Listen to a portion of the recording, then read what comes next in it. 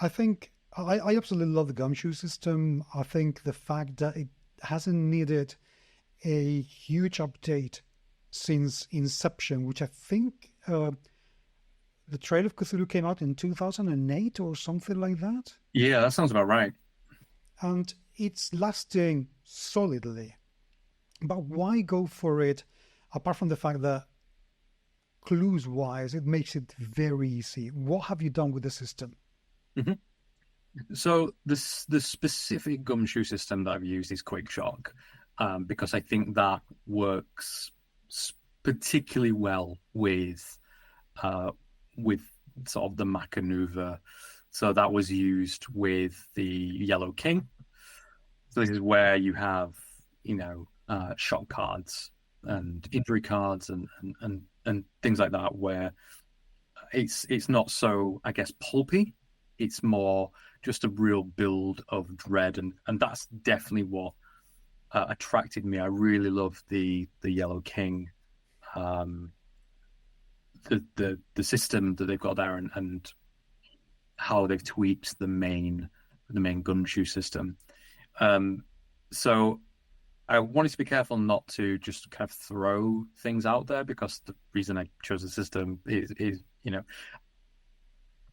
it's a great system, and I wanted to tweak it to make sure that I could build out the sort of the terror beneathness of it, but still honor the system as well. So it will be familiar to anyone who has played any kind of quick shock system. So you'll be able to, if you've played the Yellow King, you'll feel right at home here, and you'll be able to get it right away, because the framework is the same. Some of the differences are within some of the backgrounds and abilities and things like that you have in here that cater more towards the setting and the kinds of characters that you have in there that are more essentially post-war backgrounds and jobs and careers and things like that. I suppose one of the big alterations has been, there's been a couple of main ones, and one is the idea of bleed. So this is the force that comes out of the other world, and is what would come to be called ley lines. Okay. In this is more kind of sacred lines, and in the setting itself, what the investigators will be doing is they'll be kind of following these lines. They'll be finding convergences where these happen, because that is kind of where the weird stuff starts to happen and the bleed levels increase.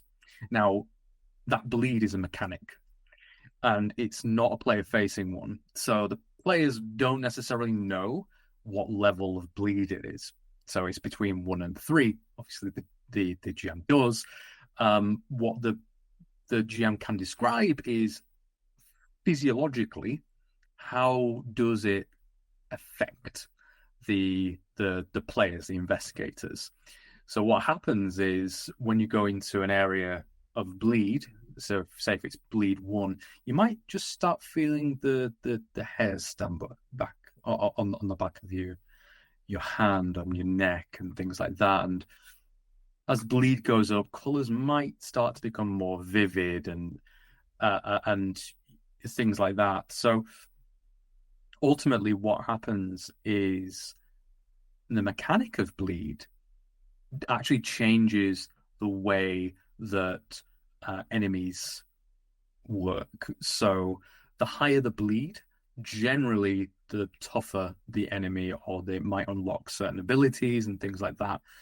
And what that means is that if players know that they're going to a high bleed area with enemies, then they're going to have to prepare for that, because they know they're going to be probably facing some tough opposition.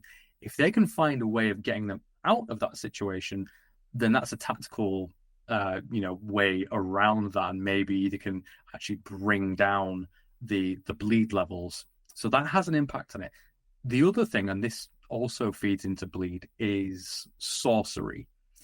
So sorcery in Machen is it's not super prevalent, but it is there. Magic is there. It's generally in folk magic, and it has mentions of sorcerers and witch cults and things like that.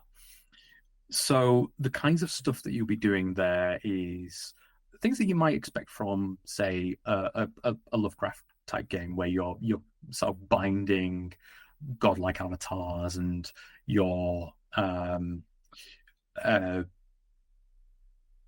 sending them back to their realm, or you're opening like vortexes into this other world. But bleed impacts that. So the more bleed there is, the more powerful sorcery that you can use.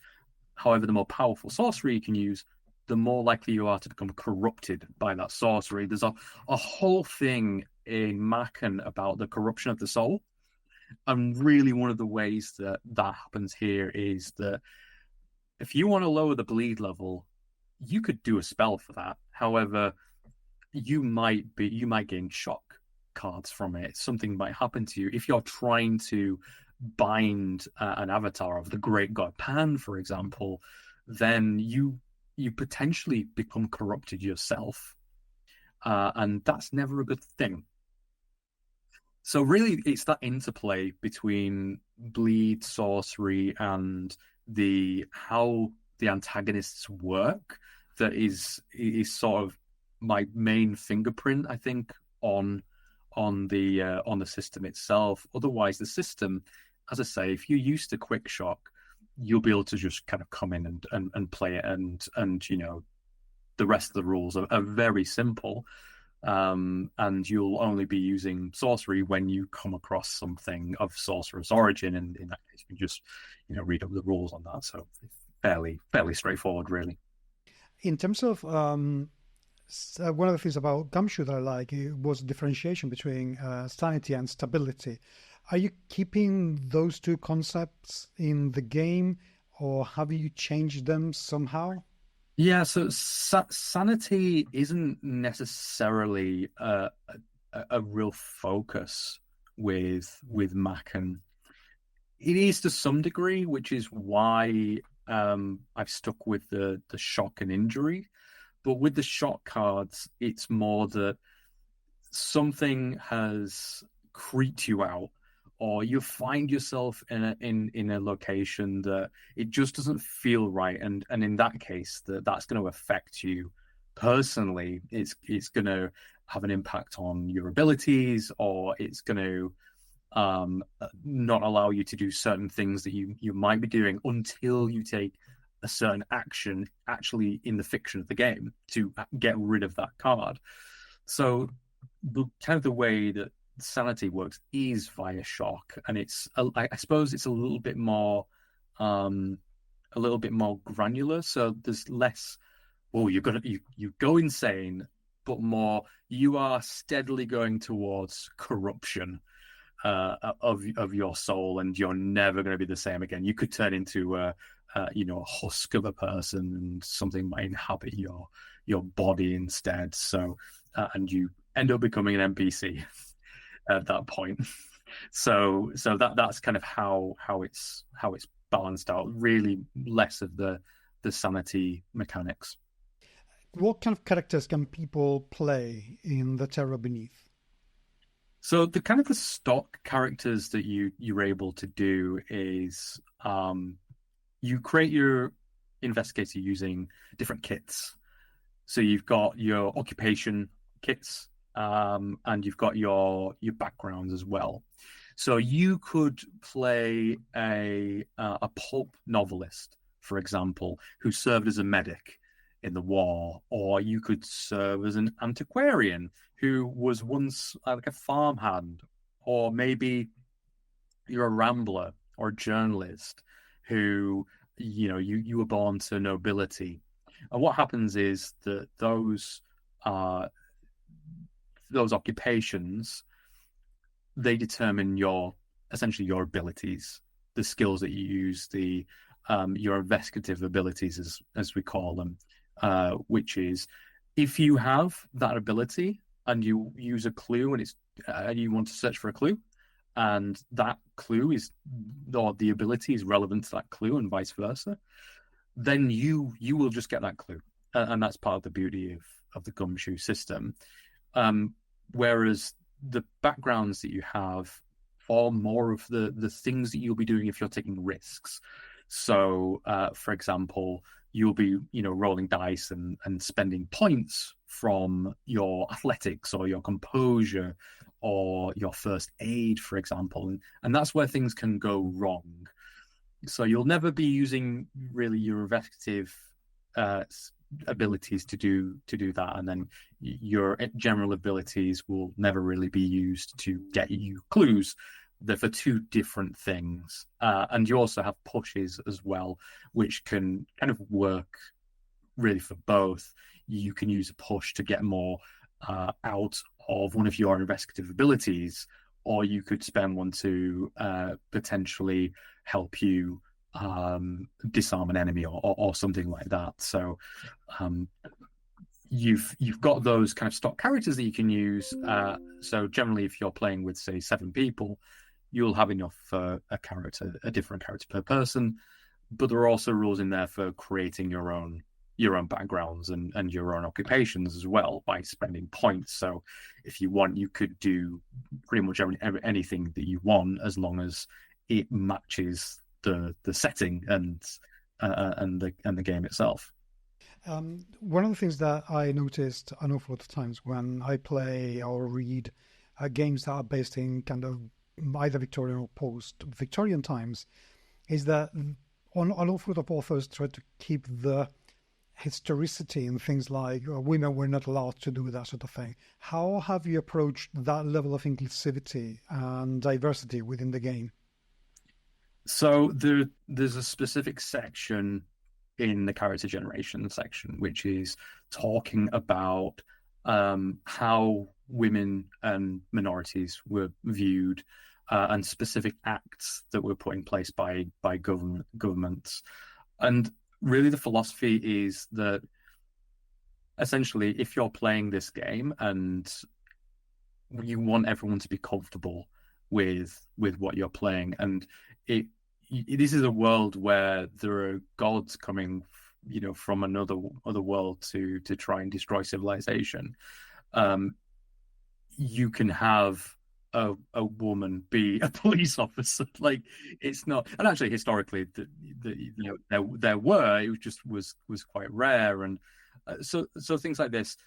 If you want to do it, like to the T, to the letter historically, and everyone at the table is okay with that and willing to explore that, then fine. That's okay. But if anyone at that table, and this is straight from the rulebook really, if anyone from the table is uncomfortable with that, then don't do that. Do something that is maybe anachronistic but is inclusive, because ultimately that's not really going to change the enjoyment of the game itself, and actually it can present some interesting scenarios and interesting challenges as well. So there are, as I say, there is that section there that goes into a little bit about the racism at the time, but also the amount of immigration at the time, and actually it's not a case that every single person in London would be completely racist. There's no reason why you couldn't play a person of color and actually not face a ton of racism at every point. If even if you're going for complete historical accuracy, obviously that that might be the case, but it's very much about how comfortable the group is about that and how they want to play. But I think certainly adding that layer of diversity to that historical setting can open some really interesting challenges and interesting questions as well. I think that makes perfect sense, because quite frankly, I am absolutely bored with armchair historians who insist on having this historical accuracy, which is like, yeah, but you only want historical accuracy on this topic. You're not prepared to have historical accuracy on this one instead, because it would make your life difficult. So Yeah, I mean, historically, there were no strange little creatures living exactly. in the Welsh hills and crawling out of them. Exactly. So, So, what on earth? Let's talk then. Let's go into the third part of this interview, and let's talk a little bit about the setting itself. Mhm.